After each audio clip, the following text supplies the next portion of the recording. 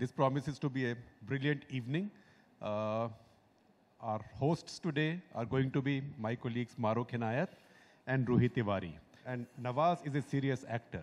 When Nawazuddin Siddiqui is performing, the best place is in the audience. So I'm in the audience and I'll be with the audience. So Mahrukh, Ruhi, all yours, Nawaz. Nawaz, आपकी फिल्मों के बारे में बात करें तो एक लंबी लाइन है। रईस से शुरू किया आपने ये साल, आगे मुन्ना माइकल, मंटो पे आप काम कर रहे हैं, बाबू मोशाय बंदूकबाज। लेकिन मैं शुरू करना चाहूँगी उस एरा से आपकी ज़िंदगी में जब मैंने एक इंसिडेंट सुना था, आपने ही सुनाया था शायद, लेकिन मैं चाहती हूँ कि सब सुने उसके बारे में। जब आपने कुछ 100 या 200 रुपए का धनिया खरीद के मुंबई के दादर मार्केट में बेचा था, अगर वो आप सुनाएं, आई थिंक बहुत लोग जानना चाहेंगे कि क्या हुआ, कैसे आप वहाँ बैठे और उसके बाद आपकी आगे की जर्नी। नहीं, एक्चुअली वो ऐसे हुआ था कि मेरा एक दोस्त था और हम एक रूम में 4-5 लोग रहते थे। तो उसने कहा कि 100 रुपये का 300 रुपये बनाना है क्या? मैंने कहा हाँ बिल्कुल बनाना है। तो फिर बोले दादर चलते हैं। तब मैं मीरा रोड पे रहता था। तो दादर गए हम लोग और मुझे ज़्यादा आइडिया नहीं था कि ये क्या करेगा। तो मैं उसको फॉलो करता चला गया। लोकल ट्रेन से गए हम लोग दादर और वहाँ पे उसने धनिया वनिया ख़रीदा। हाँ, 200 रुपये का धनिया ख़रीदा और बहुत सारा आ गया, वो इतना सारा था। तो एक जगह पे खड़ा होकर टोकरे में रख के उसको वो बोली लगाने लगे उसके 5 रुपये की गड्डी, 5 रुपये की गड्डी। और मैं थोड़ा पीछे खड़ा हुआ, मैं थोड़ा शर्म के मारे आगे आया नहीं एक्चुअली। तो हुआ ये कि थोड़ी देर के बाद वो धनिया काला पड़ने लगा। आई थिंक आधे घंटे के बाद वो, क्योंकि धूप ज़्यादा हो रही थी, तो आधे घंटे के बाद धनिया जो है वो सूख गया और किसी ने ख़रीदा ही नहीं वो। तो बाद में हमने पूछा यार ये तुम्हारा धनिया बहुत जल्दी सूख गया। तो उसने बोला यार आपको पानी डालते रहना चाहिए था उस पर। तो पैसे भी जो ले गए तो वो सारे ख़त्म हो गए हमारे। और वापस जब हम लोग दादर से मीरा रोड वापस आए तो विदाउट टिकट आए। तो इस तरह का था वो। तो छोटी छोटी चीज़ें एक्चुअली चलती रहती थी लाइफ में, कि सर्वाइव करना बहुत हमारे लिए बहुत ज़रूरी था एक्चुअली। तो सर्वाइवल के लिए कि भाई कुछ भी करना है, पहले बॉम्बे में टिकना है, एक्चुअली वो था। नवाज जी, आपने किसी इंटरव्यू में ही बोला है कि आप जब पहली बार कैन फिल्म फेस्टिवल में गए थे, शायद गैंग्स ऑफ वासेपुर के लिए जब गए थे, तो आपके पास जो एक सूट रेडी था, आप वो सूट पहन के गए थे। ये आपने किसी इंटरव्यू में बोला है। गैंग्स में उस साल मेरी 2012 में आई थिंक मेरी 2 फिल्में गई थी, मिस लवली और gangs of Wasseypur part 1 part 2। तो तब मैं लोगों के पास गया, जो डिज़ाइनर्स थे, बहुत बड़े बड़े डिज़ाइनर्स थे, उनके पास गया। उनको बोला कि मैं यार मेरी फिल्में कान फिल्म फेस्टिवल में सेलेक्ट हुई हैं, ऑफिशियली सिलेक्शन हुआ है, तो आप मेरे लिए डिज़ाइन कर दोगे क्या? ब्लैक सूट और वो बो टाई, ये वो सब। तो नीचे से ऊपर देखा उन्होंने। उनको लगा कि इसकी पिक्चर एक तो कहाँ पे लगता, तो एक्टर तो लगता नहीं है। तो उन्होंने मना कर दिया। फिर और मुझे बहुत ही अर्जेंट जाना था, 2 दिन के बाद मुझे जाना था वापस, मतलब कान जाना था। तो इमीडिएटली मैं मेरे घर के पास एक लोकल मार्केट है, वहाँ पे एक टेलर के पास गया मैं कपड़ा ख़रीद के। और मैंने कहा यार 2 दिन में सीना है। बोले हाँ सी देंगे। तो उसने जैसे तैसे करके वो सी दिया और वही पहन के मैं गया था फिर वहाँ पे। लेकिन तब से लेकर अब तक क्या फ़र्क हुआ है? हाँ, फिर नेक्स्ट ईयर फिर मेरी 3 फिल्में गई, लंच बॉक्स और मानसून शूटआउट और एक बॉम्बे टॉकीज़ जी। तो जब लोगों को पता चला इसकी 3 फिल्में सेलेक्ट हुई हैं, तो बहुत सारे डिज़ाइनर्स आए मेरे पास। तो बोले हम आपका डिज़ाइन करते हैं कपड़ा। तो मैं अब तो वो पहले वाले पहन के जाऊंगा। तो नवाज, सक्सेस ने आपकी ज़िंदगी को कैसे चेंज किया है? मेरी ज़िंदगी तो कोई ख़ास ऐसे चीज़, मैं पहले भी वैसे ही था और ना मैं मैडअप कुछ करना चाहता हूँ और ना मैं शायद वो कर सकता हूँ कि लाइक कहते हैं ना, वो मतलब मेंटेन नहीं कर पाऊँगा मैं। अगर मैं मतलब इंडस्ट्री की तरह मैं अगर चला, जैसे इंडस्ट्री में जब आप सक्सेसफुल हो जाते हैं और फिर आप तौर तरीके बदल देते हैं, मैं शायद वो मेंटेन नहीं कर पाऊँगा। इसलिए मैं उस पर ज़्यादा ध्यान भी नहीं देता। मैं जैसे पहले था वैसा ही हूँ और वैसे ही रहना चाहता हूँ, क्योंकि उसी चीज़ से मुझे ये चीज़ें मिली। अगर वही मिस हो गई मेरे से तो आई थिंक मेरे वो परफॉर्मेंस पे भी अफेक्ट पड़ेगा। तो मैं नहीं चाहता कि मैं बहुत ही इस मामले में बहुत सेल्फिश हूँ कि मैं नहीं चाहता कि मेडअप वाली चीज़ों से मेरी परफॉर्मेंस अफेक्ट हो।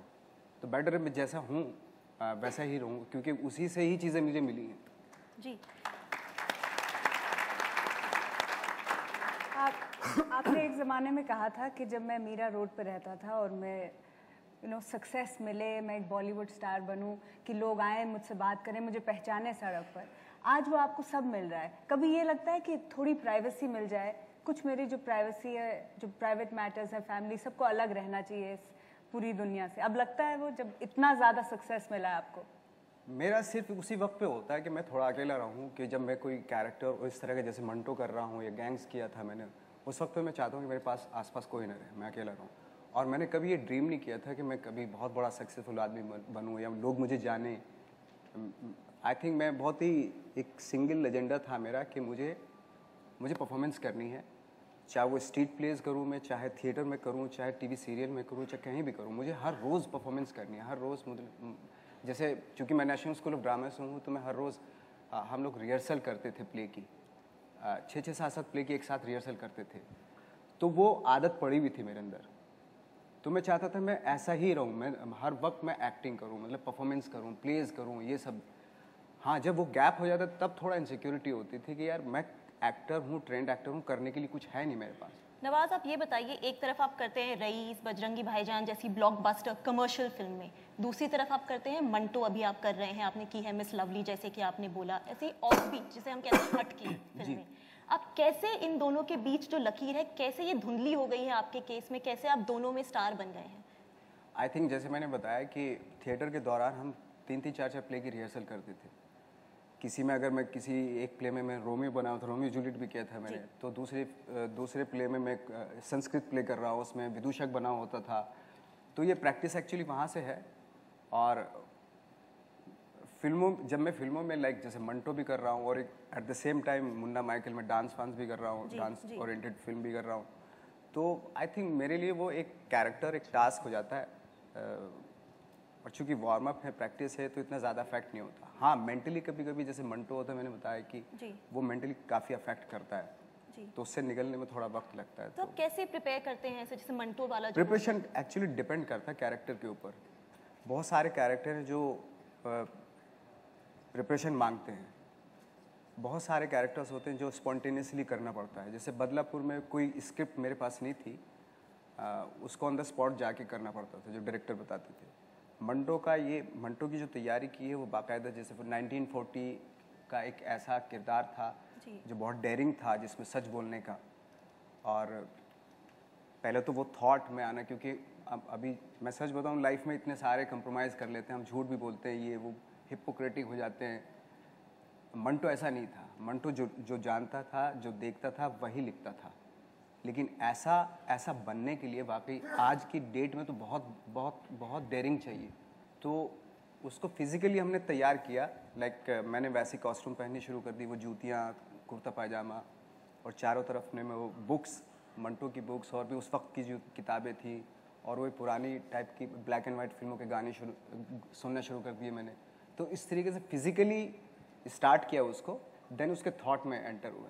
आपका एक फेवरेट डायलॉग है जो आप अपने स्क्रीन टेस्ट में सुनाते थे, वो मुगले आजम का था? नहीं, वो एक तुगलक प्ले था एक्चुअली। तुगलक प्ले का था, हाँ। तो जरा वो थोड़ा सुना के दिखाइए सर, कुछ तो मैं आपसे करवाऊंगा ना। वो बहुत ही पुराना हो गया। मैं मंटो की एक स्पीच सुना सकता हूँ, एक छोटी सी एक स्पीच है वो भी और दोनों। Manto that one will be more fun than Manto, पर ठीक है, मंटो भी विल। पहले मंटो सुना देता हूँ। पहले मंटो की एक स्पीच है जो जोगेश्वरी बॉम्बे में उन्होंने स्टूडेंट के सामने बैठ के दी थी, तो उसके थॉट मुझे बहुत अच्छा लगता है, वो इसलिए मैं पहले वो सुना देता हूँ, उसके बाद मैं ये सुना देता हूँ। तो जनरली ऐसा ही है वो कि हिंदुस्तान जिंदाबाद, पाकिस्तान जिंदाबाद, इन चीखते चिल्लाते नारों के बीच कई सवाल थे। मैं किसे अपना मुल्क कहूँ, लोग धड़ाधड़ क्यों मर रहे थे, इन सब सवालों के मुख्तलिफ जवाब थे। एक पाकिस्तानी जवाब, एक हिंदुस्तानी जवाब, एक हिंदू जवाब, एक मुसलमान जवाब। कोई इसे 1857 के खंडर में ढूंढता है, तो कोई मुगलिया हुकूमत के मलबे में टटोलने की कोशिश करता है। सब पीछे देख रहे हैं, लेकिन आज के कातिल लहू और लोहे से तारीख लिखते जा रहे हैं। ये मजमून सुनाते सुनाते मैं आप सब से मार खा लूँगा और उफ तक नहीं करूँगा, लेकिन हिंदू मुस्लिम फसाद में अगर कोई मेरा सर फोड़ दे तो मेरे खून की हर बूंद रोती रहेगी। मैं आर्टिस्ट हूँ, ओछे जख्म और भद्दे घाव मुझे पसंद नहीं। He was quite a remarkable character, and I think it's a great thing that you are playing him. But now, Tughlaq. हाँ, वो ये था कि तुगलक जो है अपनी सौतेली माँ से बात कर रहे हैं, तो पॉलिटिक्स के ऊपर बात चल रही है, तो वो बोल रहे हैं, तो तुगलक बोलता है कि मेरे हाथों मारे जाने वालों के सब नाम तुमने बता दिए, लेकिन संपन्न शहर के शहाबुद्दीन को भूल गए। असल में वही मेरी तमाम कारगुजारियों का सबसे बड़ा सबूत था। मैंने उसकी लाश में खंजर कई मरतबा भोगा ताकि लोगों को जाहिर हो सके कि बागियों के साथ कैसे जूझा जाता है। लेकिन हर बार जब मैं खंजर से लाश को चीरता था तो मेरे रोंगटे खड़े हो जाते। एक अजीब सी वहशी खुशी का एहसास होता था जो मैं समझ नहीं पाया। बाद में मुझे पता चला कि तशद्दुद मेरी रग रग रेशे रेशे में रचा हुआ है। तो इस तरह की कुछ स्पीच थी। क्या बात है, बहुत याद नहीं। मैंने ये सुना है बहुत लोगों से हिंदी फिल्म इंडस्ट्री में कि बड़े बड़े दिग्गज जो हैं, बहुत बड़े एक्टर जो हैं, सलमान है, शाहरुख है, आपके सामने थोड़ा डरते हैं सेम फ्रेम में आने से। कहते हैं नवाज हमें खा जाएगा। मैंने काफ़ी लोगों को कहा है। लेकिन आपको कैसा लगा इतने बड़े सुपरस्टार्स के सामने? कभी आप इंटिमिडेट हुए? कभी आपको ऐसे लगा कि इनके सामने कैसे मैं परफॉर्म कर पाऊंगा? मेरा फॉर एग्जांपल जैसे रईस की थी हमने, तो कभी भी हमारा ये नहीं था कि भाई वो मुझे खा जाएंगे, मैं उनको खा जाऊंगे। खाने वाली तो बात होती नहीं है। एक सीन होता है और उसको बहुत ही मैटर ऑफ फैक्ट होकर उस सीन के ऊपर फोकस किया जाता है। जैसे शाहरुख साहब ने शुरू से ही उस कैरेक्टर, जो मेरा कैरेक्टर था रईस में, उस डेलिबरेटली मुझे बोला था उन्होंने कि क्योंकि तुम्हारा कैरेक्टर का स्टेटस बड़ा है इसलिए मैं आपको रेस्पेक्ट दूंगा एज एन एक्टर उसमें। तो हम लोग चूँकि थिएटर बैकग्राउंड रही है हम लोगों की, हम लोग उस एक सीन को आई थिंक 4 डिफरेंट वेरिएशन के साथ करते थे। तो क्योंकि हमें मज़ा आने लगता था, उस प्रोसेस में मज़ा आ रहा था हमें। जैसे सलमान साहब का ऐसे उनका तो ऐसा है कि भाई अगर कोई डायलॉग है तो वो खुद ही कि ये डायलॉग तो बोलते हैं, वो पंच लाइन होती थी वो। तो बजरंगी में बहुत बार या किक में बहुत बार ऐसा हुआ कि जो पंच लाइन है उल्टा उन्होंने मुझे दे दी कि तू बोल दे। तो इस तरह का होता था। वो इनसिक्योरिटी भाई वो तो सुपर स्टार हैं, उनसे कंपैरिजन तो आई थिंक मेरा बिल्कुल हो ही नहीं सकता। बहुत बड़ी चीज़ है।